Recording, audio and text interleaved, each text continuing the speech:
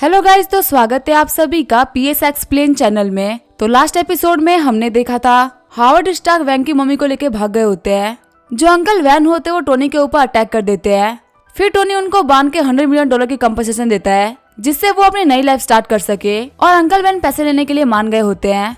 वांग सोच रही होती है अगर अंकल हावर्ड मेरे फादर है इसका मतलब टोनी मेरा भाई है, और लगता है टोनी के पास में बहुत सारा पैसा भी है। उसको 100 मिलियन देने से पहले एक बार भी नहीं सोचना पड़ा। वांग टोनी से बोलती है वांग फैमिली मेरी रियल फैमिली नहीं है, तो आखिर अब मैं कहाँ रहूंगी? क्या मैं आपके घर पे रह सकती हूँ? टोनी बोलता है तुम मेरी छोटी बहन हो तो तुम मेरे साथ में ही रहोगी ना। सीन चेंज होता है, मैं लीग ग्रुप का सीन दिखा जाता है। असिस्टेंट मिस्टर ली से बोल रही होती है आपने जो इन्फॉर्मेशन मंगवाई थी वो मैं लेके आ गई हूँ। मिस्टर स्टार्क का रियल नाम है टोनी स्टार्क। उनका जन्म हुआ था तियानमेन सिटी में और वो फिलहाल 21 साल के हैं। ऊपर से देखने में उनके बारे में चीजें काफी ज्यादा नॉर्मल लगेगी, इसी वजह से मैंने उनके ऊपर इन्वेस्टिगेशन करवाई जिससे मुझे टोनी स्टार्क की मॉम का फिजिकल एग्जामिनेशन मिला। डॉक्टर के हिसाब से जो टोनी स्टार्क की मॉम है माँ क्यू, वो बच्चा पैदा नहीं कर सकती। इसका मतलब टोनी स्टार्क अपनी मॉम का रियल बेटा नहीं है। मिस्टर ली बोल रहे होते इतनी इन्वेस्टिगेशन कराने के बाद में तुम्हें सिर्फ यही पता चला है कि टोनी स्टार्क अपनी माँ का रियल बच्चा नहीं है। असिस्टेंट बोलती है हाँ मिस्टर ली। तभी मिस्टर ली आगे बढ़ते उसे थप्पड़ मार देते हैं। मिस्टर ली बोल रहे होते हैं मैंने इस इन्फॉर्मेशन को पाने के लिए बहुत सारा खर्चा किया है और मुझे क्या पता चल रहा है कि टोनी उन फार्मर्स का बच्चा नहीं है। आखिर टोनी स्टार्क जैसी बड़ी पर्सनैलिटी उन लोगों का बच्चा कैसे हो सकता है? ये तो एक कॉमन बात है। उसके पीछे एक बहुत ही बड़ा बैकग्राउंड छुपा हुआ है। मैं तुमसे बोल रहा हूँ कि उसका बैकग्राउंड पता करना है और तुमने पता नहीं क्या पता कर लिया। असिस्टेंट बोल रही होती है मिस्टर ली मुझे माफ कर दीजिए, इस बार मैं खुद इस चीज का इन्वेस्टिगेशन करूंगी। मिस्टर ली बोल रहे होते तुम हमारी फैमिली की एक डॉग हो जिसको बचपन से ट्रेन किया गया है, लेकिन अगर तुम सही से काम नहीं करोगे तो तुम्हें पता है तुम्हारे साथ में क्या होगा? तुम अपनी वैल्यूज खो दोगी। जाओ जाके पता करो और हाँ गलती से भी कोई गलती मत करना। सीन चेंज होता है, हम देखते हैं टोनी को। टोनी वांग से बोल रहा होता है मैं अपनी मम्मी के कपड़े बाहर छोड़ के जा रहा हूँ, तुम इसे पहन लेना। वांग बोल रही होती है आपका शुक्रिया ब्रदर। वांग बोल रही होती है जो मेरी मॉम है उनको मैं नहीं चाहिए, वो मुझे छोड़ के चली गई, और जो मेरे डैड है वो मेरे रियल डैड नहीं है। आखिर मेरे साथ ये सब क्यों हो रहा है? चलो ये तो काफी अच्छी बात है कि मेरे पास में एक भाई है जिसके पास में बहुत सारा पैसा है, लेकिन आखिर मेरे भाई के पास में इतना सारा पैसा आया कहाँ से?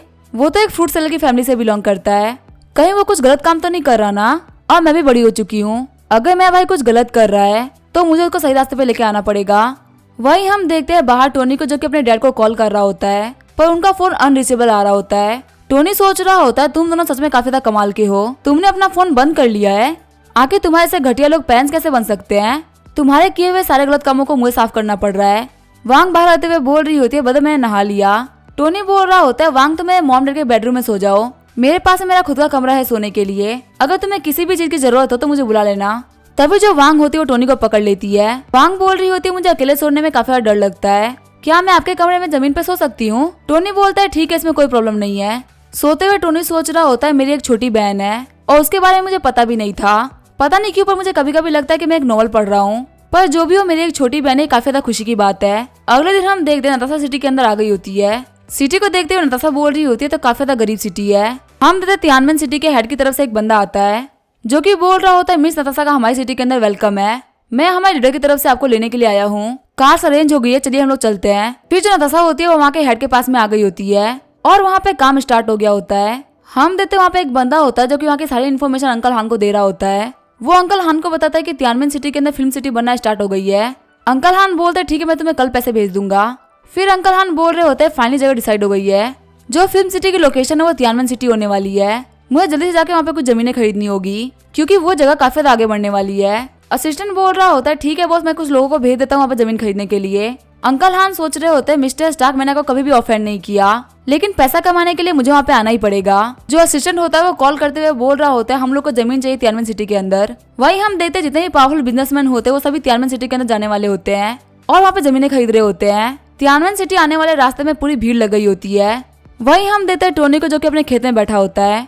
टोनी बोल रहा होता है वाटरमेलन पूरी तरीके से पक चुके हैं, लेकिन मेरे फादर यहाँ से भाग गए। अब किसी को भी इस बात से फर्क नहीं पड़ता कि सारे वाटरमेलन खराब हो जाए। तभी टोनी के फोन पे नताशा का कॉल आता है। नताशा बोल रही होती है टोनी मुझसे एक बहुत ही बड़ी गलती हो गई है, पता नहीं कैसे वो जो फिल्म सिटी की लोकेशन थी वो लीक हो चुकी है। अब तियानमेन सिटी के अंदर जमीनों की जो प्राइस है वो काफी ज्यादा हाई हो गई है। टोनी बोल रहा होता है कि जमीनों की प्राइस बढ़ेगी तो इसमें ज्यादा पैसे लगेंगे, ये तो अच्छी बात है ना। नताशा सोच रही होती है लगता है मेरे फोन में सिग्नल नहीं आ रहा, आखिर टोनी ऐसी बातें क्यों बोलेगा? टोनी बोल रहा होता है मेरे कहने का मतलब है कि हम इस मैटर को आराम से संभाल लेंगे। साथ ही टोनी सोच रहा होता है पैसा खर्च करने का टाइम आ चुका है। इस काम में तो मैं कभी पीछे नहीं हटूंगा। सिस्टम टोनी से पूछ रहा होता है कि आप अपनी कंपनी के अकाउंट में पैसा भेजना चाहते हैं, हमें माफ कर दीजिए लेकिन आप पैसा नहीं भेज सकते क्योंकि ये जो कंपनी है ये आपके नाम पे है और ये पैसा कंपनी के अंडर में नहीं जा सकता। टोनी सोच रहा होता है क्या मैं पैसा नहीं भेज सकता, हालांकि जो कंपनी है वो तो मैंने दिखाने के लिए नताशा के नाम पे कर रखी है, पर सिस्टम के हिसाब से इसका रियल ओनर मैं हूँ। सिस्टम बोल रहा होता है कि आपको नताशा के पर्सनल अकाउंट में पैसे भेजने हैं। नहीं, हम ऐसा भी नहीं कर सकते क्योंकि हमारा मानना है कि जो होस्ट है वो हमसे मनी लॉन्ड्रिंग कर रहा है। टोनी सोच रहा होता है क्या मैं मनी लॉन्ड्रिंग कर रहा हूँ, लगता है मेरी प्रॉब्लम काफी ज्यादा बड़ी बन चुकी है। हाथों हाथ में उसके अकाउंट में पैसे नहीं डाल सकता, लगता है मुझे वांग के अकाउंट में पैसे डालने पड़ेंगे और इसे खुद की एक अलग कंपनी बनानी पड़ेगी। इससे मैं सिस्टम में टास्क भी कंप्लीट कर पाऊंगा और बहुत सारा पैसा भी कमा पाऊंगा और जो वांग के अफेक्शन पॉइंट बढ़ेंगे उससे मुझे काफी ज्यादा फायदा होगा। वांग बोल रही होती है बता अब इसे बात कर रहे थे, क्या वो आपकी गर्लफ्रेंड थी? टोनी बोल रहा होता है मैं भी नताशा रोमानोव से बात कर रहा था, अगर उसे मेरी गर्लफ्रेंड बनना होगा तो मुझे इस बात के लिए सोचना पड़ेगा। वांग बोल रही होती है ब्रदर आप मुझसे क्यों फेंक रहे हैं, मुझे पता है आप काफी ज्यादा उम्मीद है लेकिन आप नताशा रोमानोव जितनी बड़ी स्टार को नहीं जानते होंगे, वो तो खुद की फिल्म सिटी खोल रही है। टोनी बोलता है वांग तुम सच में बच्ची हो, क्या तुम्हें पता है तियानमेन सिटी के अंदर फिल्म सिटी खुलने वाला है?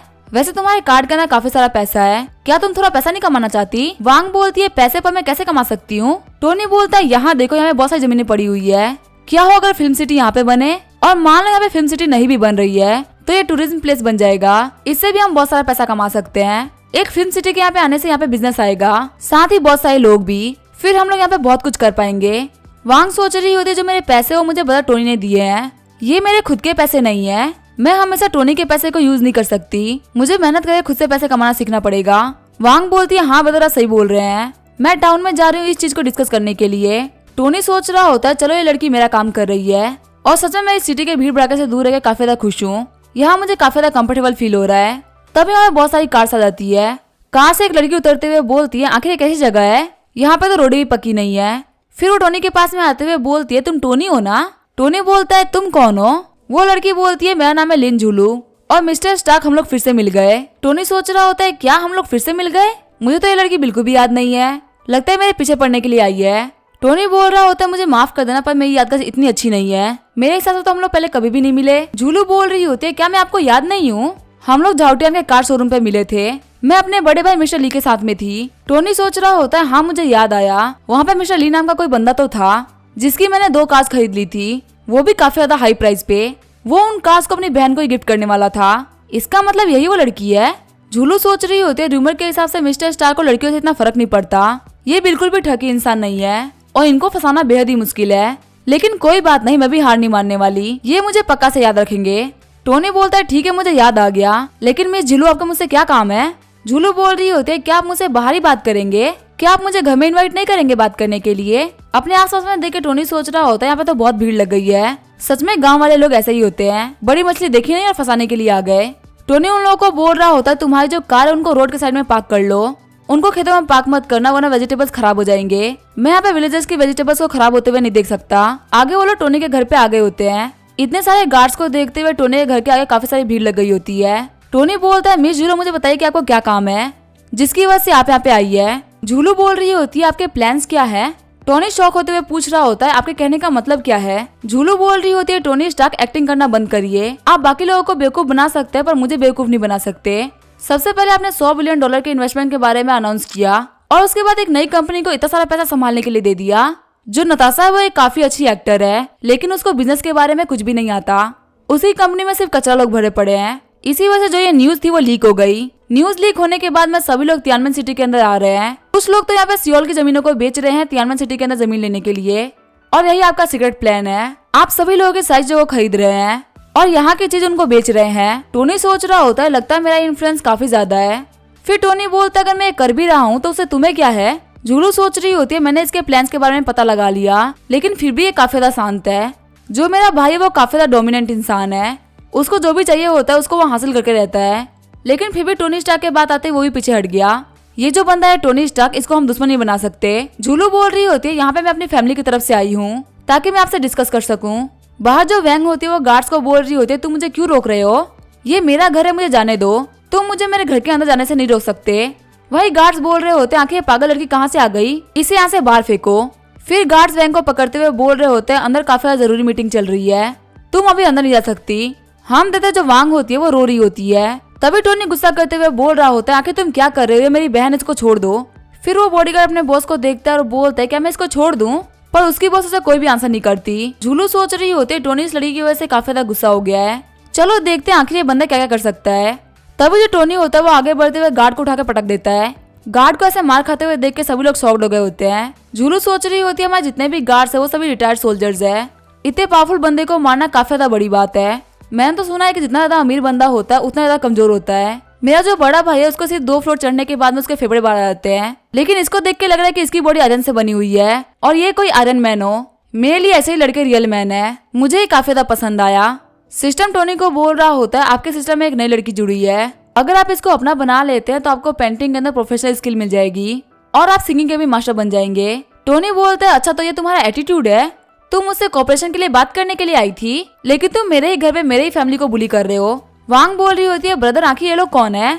टोनी बोल रहा होता है ये लिन झुलू है जो कि मुझसे बिजनेस डिस्कस करने के लिए आई थी, लेकिन ये लोग काफी ज्यादा लो क्वालिटी के लोग हैं, मैंने इनसे बात करके गलती कर दी। वांग बोल रही होती है दिखने में तो मुझसे ज्यादा छोटी लग रही है, इसने इतनी कम उम्र में बिजनेस स्टार्ट कर दिया तो काफी ज्यादा अच्छी बात है। झूलू बोल रही होती है मुझे माफ कर दो ये मेरी गलती थी, ये जितने भी बॉडीगार्ड्स हैं इनको मेरे बड़े भाई ने हायर किया है, इसी वजह से मैं इनको ऑर्डर्स नहीं दे सकती।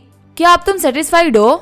टोनी बोल रहा होता है मैं ये बात अभी नहीं बोल सकता कि आखिर मैं सेटिस्फाइड हूँ कि नहीं, और कॉर्पोरेशन को लेके जो भी कुछ होगा वो मैं तुम्हें बता दूंगा। वांग बोल रही होती है ब्रदर आप इसे इतना गुस्से में क्यों बात कर रहे हैं, आप यहाँ पे एक बच्ची को डरा रहे हैं।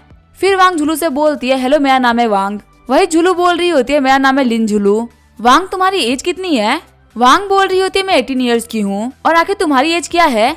झुलू बोलती है मैं भी 18 इयर्स की हूँ, ये तो काफी अच्छा कोइंसिडेंस है, वैसे तुम्हारा बर्थ डेट क्या है। वांग बोलती है 29 जून। झुलू बोलती है तो काफी ज्यादा कमाल की बात है, मेरा बर्थडे भी 29 जून को आता है, हम दोनों में तो काफी ज्यादा सिमिलरिटीज है। टोनी बोल रहा होता है आखिर लोग इतना ज्यादा फेमिलियर कैसे हो रही है, ये चीज मुझे फ्यूचर में दिक्कत कर सकती है। फिर झुलू और वैंग बातें करने लगते हैं। झुलू वैंग को टोनी के किए हुए कामों के बारे में बताने लगती है। वैंग टोनी के पास में आते हुए बोलती है ब्रदर आप तो काफी ज्यादा कमाल के हैं, अगर झुलू ने मुझे कभी नहीं बताया होता तो मुझे पता ही नहीं चलता कि आप कितने ज्यादा कमाल के हैं। टोनी बोलता है मेरे पास में और झुलू के भाई के पास में दोनों के पास में बहुत सारा पैसा है, तुम दोनों की किस्मत काफी ज्यादा अच्छी है। हम देखते हैं वांग की जो अफेक्शन होती है वो 10 पॉइंट से बढ़ गई होती है और अब उसकी अफेक्शन हो चुकी थी 45 पॉइंट्स। वांग बोल रही होती है ब्रदर आप सच में काफी ज्यादा कमाल के हैं। वहीं झुलू वांग को टोनी से बात करते हुए देख के सोच रही होती है इनका रिश्ता काफी ज्यादा अच्छा है, और वो नोटिस करती है कि जो टोनी है वो सेम फली को तोड़ रहा है। झुलू सोच रही होती है टोनी के पास में $100 बिलियन है, लेकिन फिर भी वो इस गांव में कितने शांति से रह रहा है।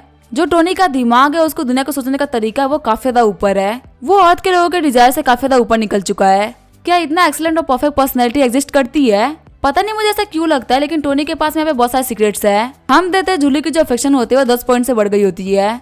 झुलू टोनी से पूछ रही होती है क्या मैं यहाँ पे रात भर रुक सकती हूँ। टोनी बोलता है मैं तुम्हें अच्छी तरीके से नहीं जानता हूँ, तुम यहाँ पे सिर्फ बिजनेस की बातें करने के लिए आई थी और तुम यहाँ पे मेरे घर पे रुकने की बात कर रही हो, मैं तुम्हें परमिशन नहीं देने वाला। झुलू बोल रही होती है मुझे यहाँ पे गाँव की लाइफ को एक्सपीरियंस करना है, वैसे ही यहाँ पे कुछ दिनों में बहुत सारे लोग आके रहने लगेंगे, प्लीज मुझे यहाँ पे रहने दो। टोनी बोल रहा होता है चाहे तुम कुछ भी बोलो मैं तुम्हें परमिशन नहीं देने वाला। वांग बोल रही होती है ब्रदर प्लीज झुलू को यहाँ पे रहने दो, अभी घर की सफाई करने के लिए मुझे किसी की हेल्प की जरूरत है, झुलू मेरी हेल्प कर देगी। फिर वो टोनी को देखते हुए चमकती हुई आंखों की निंजा टेक्निक को यूज करती है, जिसको टोनी भी रजिस्ट नहीं कर पाता। टोनी बोलता है ठीक है तुम लोग को जो भी करना है वो करो, लेकिन किसी दिक्कत में मत फंस जाना।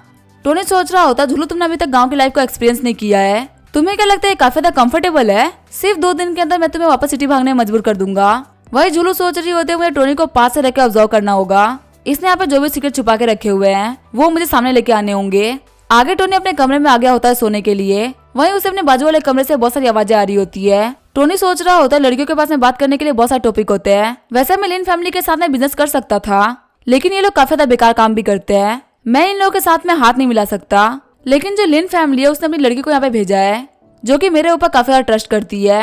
मुझे यहाँ पे चीजों में कुछ तो अजीब लग रहा है, लेकिन मुझे अभी ये सब नहीं सोचना चाहिए, मुझे तो बस प्रॉफिट कमाने से मतलब है। फिर टोनी उन लोगों की बातों से परेशान हो जाता है और अपने सर को ढक के सो जाता है। सुबह टोनी काफी ज्यादा गुस्से में उठा होता है। टोनी बोल रहा होता है आखिर टाइम क्या हो गया, इतनी सुबह सुबह बाहर से कैसी आवाजें आ रही है। जैसे टोनी गेट खोलता है उसके सामने झुलू मिलती है। झुलू बोलते तुम्हें अच्छी नींद आई ना। वहीं बाहर हम देखते सब कुछ तबाह हो गया होता है, वहाँ पे बहुत सारे वर्कर्स और गाड़ियां होती है। टोनी सोच रहा होता है झुलू तुम मेरे घर पे सिर्फ 1 दिन रही और तुमने यहाँ पे सब कुछ बर्बाद करवा दिया। इसी के साथ ये एपिसोड यहीं पे एंड होगा। वीडियो देखने के लिए थैंक यू।